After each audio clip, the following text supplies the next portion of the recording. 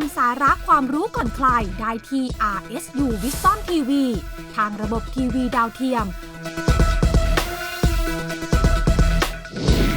หรือผ่านแอปพลิเคชัน RSU Wisdom TV ดาวน์โหลดแอปพลิเคชันได้ที่ Google Play และ App Store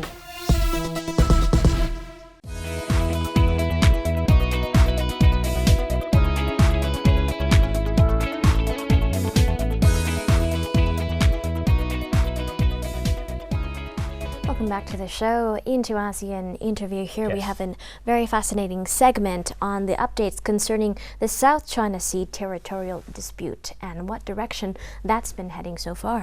ครับในช่วง ASEAN interview วันนี้นะครับมีสกู๊ปพิเศษเรื่องของข้อพิพาทในทะเลจีนใต้ไปรับชมเลยครับ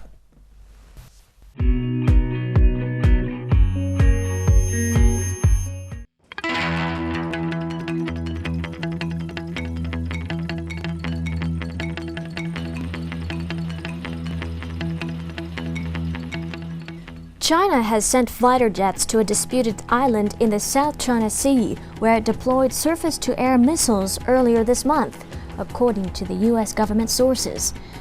And one U.S. official, though, said China regularly sends jets to Woody Island. It's part of the Paracel archipelago controlled by Beijing. The deployment was first reported by Fox News. File footage showed key events of disputes in the South China Sea.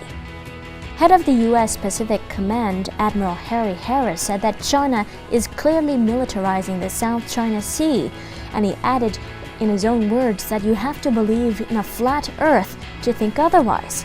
Harris said he believed China's deployment of surface-to-air missiles on Woody Island and new radars on Quarteron Reef in the Spratlys and its building of airstrips were actions that are changing, in his opinion, the operational landscape in the South China Sea.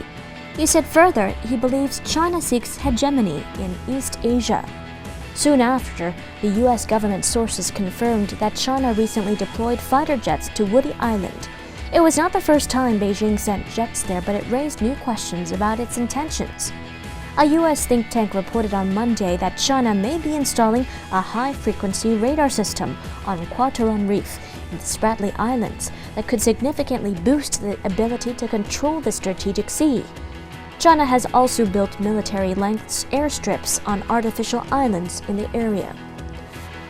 At a news conference with U.S. Secretary of State John Kerry, Chinese Foreign Minister Wang Yi said there had been no problems with freedom of navigation, and China and countries of ASEAN, several of which have competing claims with China, have the capability to maintain stability in the South China Sea.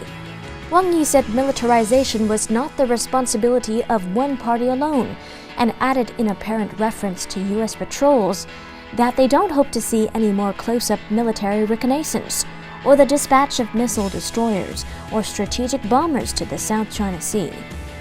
China's foreign ministry said ahead of Wang's visit that Beijing's military deployments in the South China Sea were no different from U.S. deployments on Hawaii.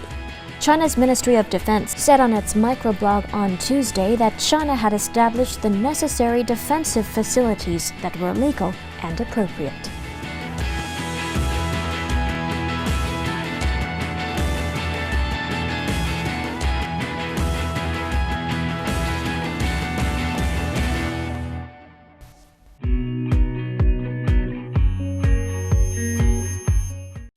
And those were the updates so far in the South China Sea dispute. We'll keep you posted on this increasingly tense dispute. ครับก็เป็นสกู๊ปที่ให้ความรู้ได้เยอะทีเดียวนะครับถึงประเด็นในทะเลจีนใต้ครับ And that wraps up ASEAN Challenge this week. Thank you for tuning in, and we'll see you again very soon next week. For now, สวัสดีค่ะ สวัสดีครับ